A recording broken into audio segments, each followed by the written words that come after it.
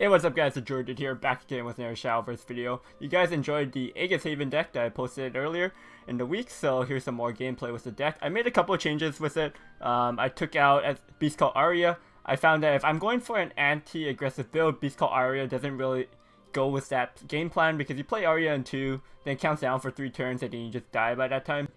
And the Arya isn't really that great against aggro as well, so what I did instead is I added 2 Lyrios. Just a narrow 2-drop, a 2/2 body, has a decent evo effect if I need her to evo, and then I also added 2 pure-hearted singers, and this is just to give me a bit more gas, some more draw power with the deck, because I found that this deck was lacking a little bit of draw, so I added 2 singers in here, and then I took out 1 Tempest Decree to fit in the second singer. So yeah, this is the build now. I'm going to play some more games, and I hope you guys enjoyed. Thanks for watching guys, and I'll see you guys next time. Peace. Hey guys, if you enjoyed the video, make sure you subscribe to my channel and turn on that notification so you know when new videos are up.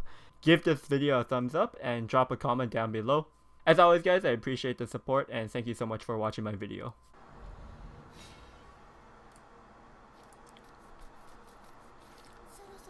Alright, Shadow. I guess this is probably going to be mid-range Shadow.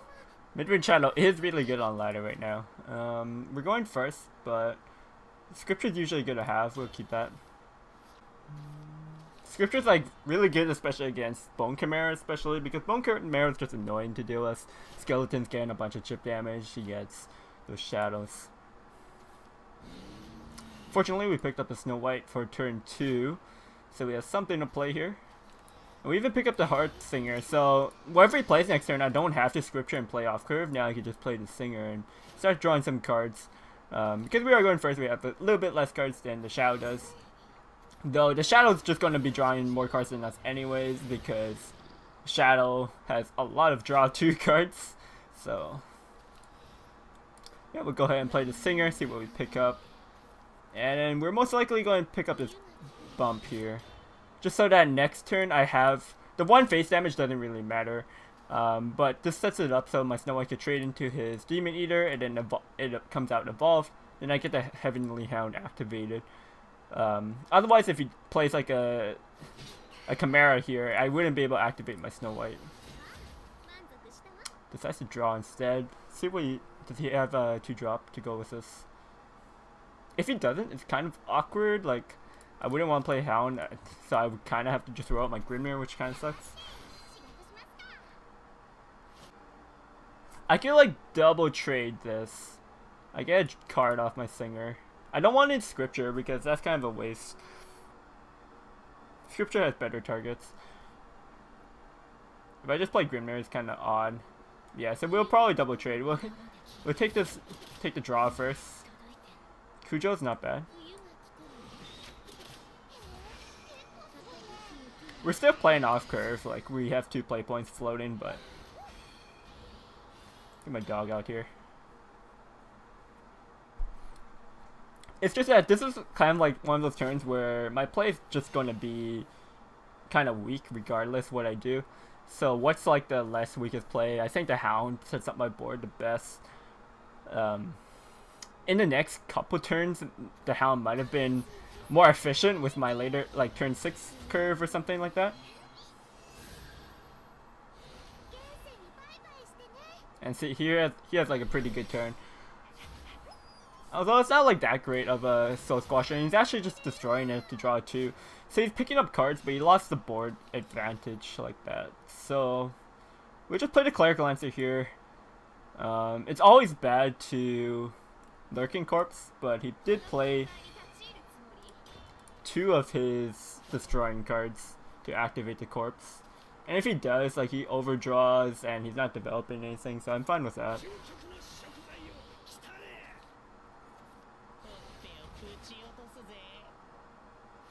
So he's not, the Kaiser is not a Neptus deck because he's playing 2/3, so that wouldn't make sense. He would have 2, 3, 4, 7, 8. So it's probably not, it's probably just mid Shadow. And we could just Scripture that carrot. Or we could Cujo evolve.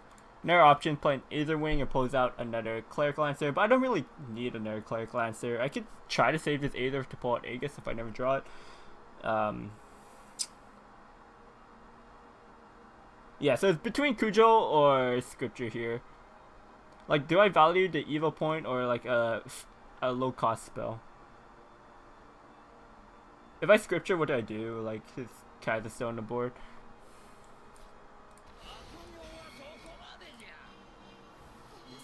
It's a pretty decent Cujo, so we'll take it.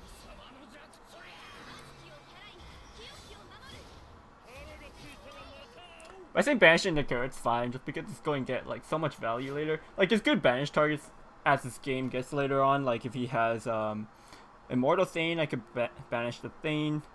He might also have like Mordecai. That would be rare to find if he has a Mordecai, but it's not like impossible. Mid-range shadows do run Mordecai. He might also be running cards like Deathly Tyrant for all I know.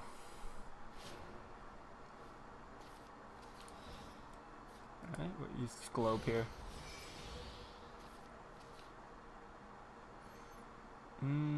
I could just Aetherwing now because it's like super good. I would play is like going for the hair. Just to start getting a countdown. I wasn't waiting 3 more turns to play this Aetherwing. Yeah. We'll just play it now. Because next turn I have like 5 and 3, right? And I think I should kill the Soul Squasher here in case he has a Ector, because Ector would give him like pretty good trades. So now he just has 2 skeletons to trade.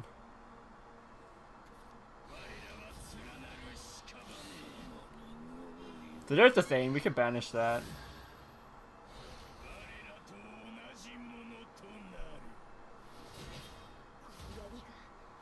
He might as well have killed the more healthy one.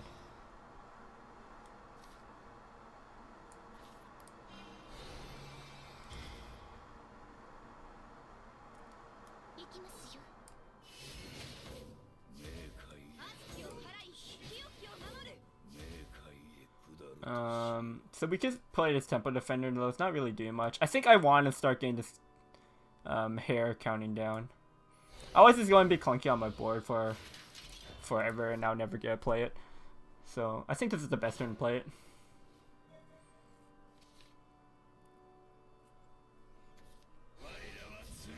Ooh, another thing.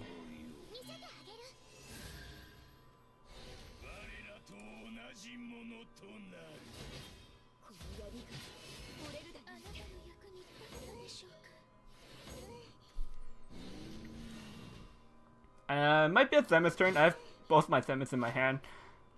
And this board is quite scary. There's no other way we could clear the board without taking a lot of damage. Strictly just no other way to clear the board, so. Themis here, and we can also Tempo Defender.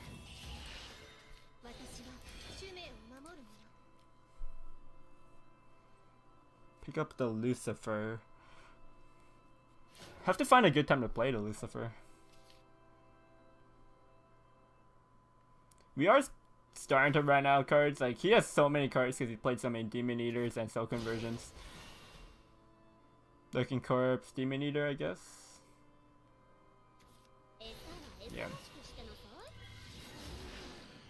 Since I cut my Themis down to 2, I have to be a little bit careful. But I also have the Grimnir now.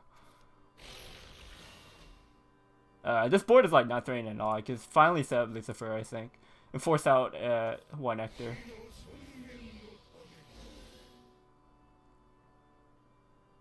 Unless he commits more. 6, 10, 12. Oh, actually, now we could just play the straight up. We could just play the Aetherwing here because now we get our Aegis going. I like that because we have Grimnir and Samus to back it up.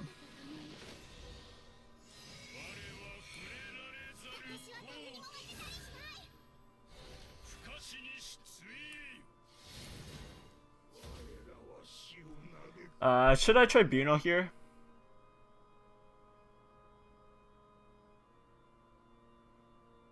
There's not really a point to.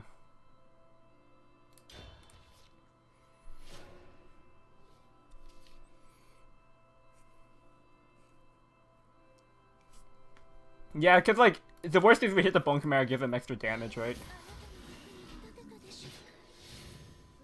Interesting. Oh, okay. He wants to draw. We're just going to play Grimnir. Hit him for 10.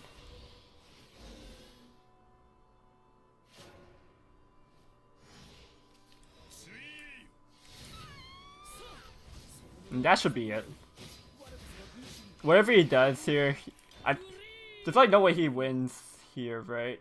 If oh, he could if he has Deathly Tyrant, and he could. If he kills my Grimnir and gets Deathly Tyrant out, he could kill me, but he doesn't. So we're good.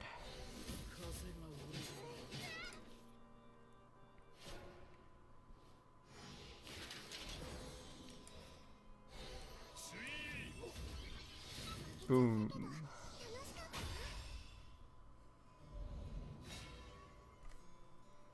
Force. It's probably going to be Aggro Force. I think that's the most common still. Even like OTK Roach, we have like a decent amount of wards. We might keep the Grimnir here just for a turn 3 ward. Oh, nice. Alright, so our hand's pretty good. We don't really miss out on one. Like, our turn 1 ideal play obviously is Globe. That's the only card we could play. But if we don't have it, it's fine. Our hand shaped up to be really nice. We even pick up a Themis, which could be a good answer to like an Hyperia. Fairy Whisper. So it is going to be an aggro force. Unless it's PTP force. Could be a PTP force. Get Snowbite out here. Might be able to cheese out the Heavenly Hound too soon. But it's probably Grimnir next turn.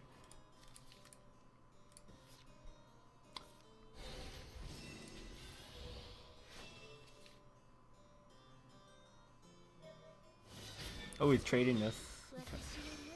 Okay. Barrage. No.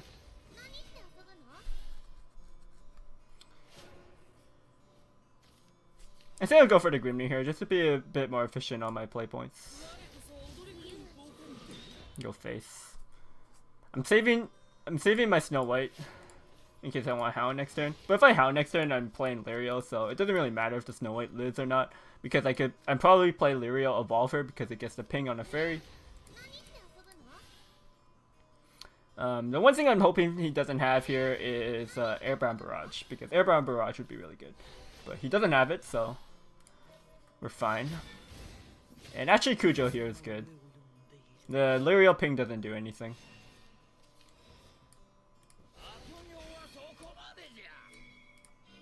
So we're in a pretty good position right now. It's turn 4. We've taken no damage and we have the board control. His Bramble is expiring, so I don't have to worry about that bothering me again. His Brambles didn't do too much for him.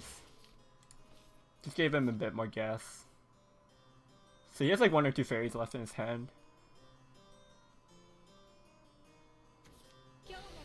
No, now he has more. He has like 3 or 4 now.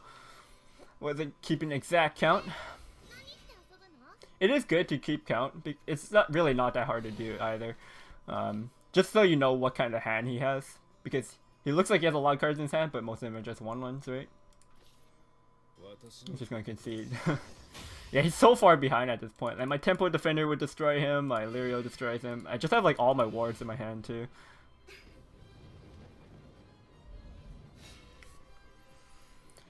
Bloodcraft. I actually don't know what kind of blood this could be. It could be Control Blood or it could be Aggro Blood. And hopefully I'm in a good position against both of them. Because against Control Blood, as long as I draw Aegis, I'm fine. If it's Aggro Blood, I have the anti-aggro build. So we had a pretty general mulligan. Like with Scripture to answer if it's aggro. Same as Defender, and just kind of curves out and hopefully just draw into our thicker stuff later in the game if it's control. Okay, so what's the Baphomet? There's a pretty good chance it's control. Because a lot of aggro bloods don't run Baphomet just because they play 2-drops like Blood Wolf, Urias, Spiderweb Imp. Yeah, okay, so it's Control Blood. It's Control Blood.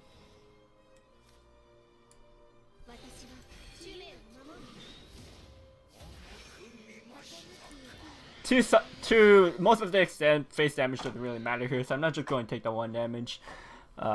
I think my face is more important because he could have like Vampiric Temptress and stuff could burn me out, or Emeraldas.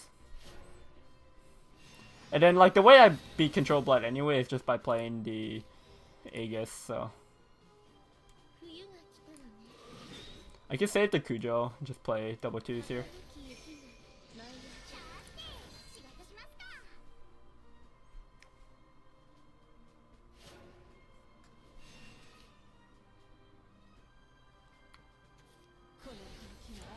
Scarlet. Does he burn an evil? He doesn't.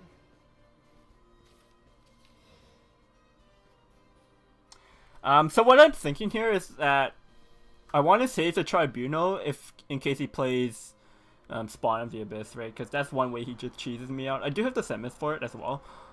So technically I could just Tribunal here and use the Semis on the... But it's also just like good against Bahamut and stuff. I think I could... It's better to just use like a Scripture or something. Or maybe a Cujo. I think the Cujo.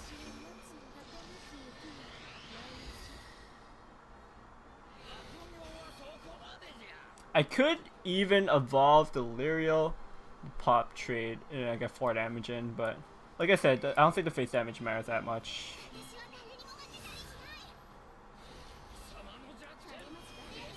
It's also turn 6. He doesn't have Emeralda here, so this board is actually kind of hard for him to get through entirely, because he doesn't have a Blood Moon up either. So at least this is forcing him to use an evil here. And I could either just take the trade or I could Scripture that away. So do I want to save this Aetherwing for Aegis, or do I think I have... I'm either going to draw Nair Aether, or I'm going to draw Aegis. Aether actually thins out my deck by 1, so it might be worth it to just play now. Don't really have better plays, like I guess Scripture, attack, face, pass. He could Emeralda this, that's just like the one bad thing about it. You probably will Emeralda this. But like, I do think there's an importance in thinning out my deck more, because like I could draw a card. I could draw like my Singers, which draw more cards, my Globe, which thins out my deck more. Because I just try to get to my Aegis as fast as possible, right? If he has a Mr. Full Moon, then I can't win this game. Probably. I don't know if but he probably would not running Full Moon as his Spiderweb Imps, right? Shouldn't have the space. I want 1 evil point, I think, for Aegis, but that's pretty much it.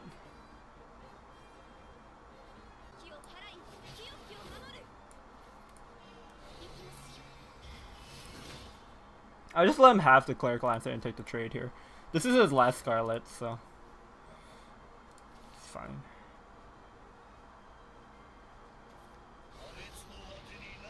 Alright, there's the Spawn of the Abyss. That's what we've been saving the Tribunal for.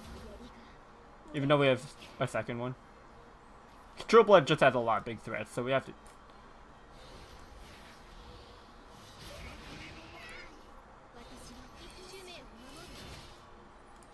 He's probably holding it as his Zo then.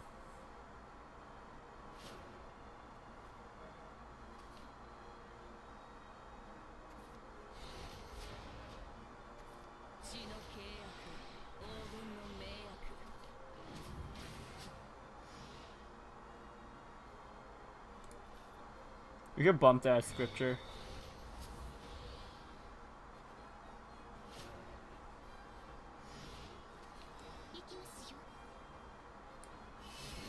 Scripture gets harder to use on his big threats, so might want to hold this Kojo. Damn, no Aegis on turn 9. Feels bad, man.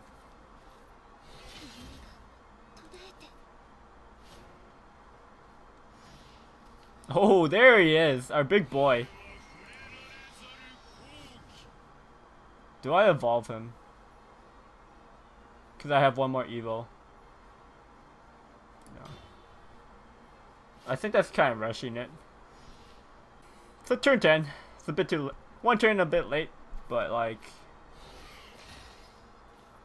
Oh, damn. The double Vampire Kiss. He can't kill me from with Vengeance, so we'll evolve to put a 2-turn clock on him.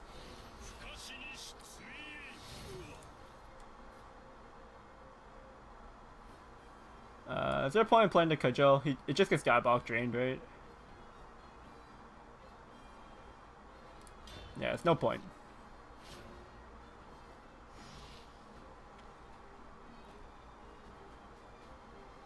Alright, we got him. Aegis doing work.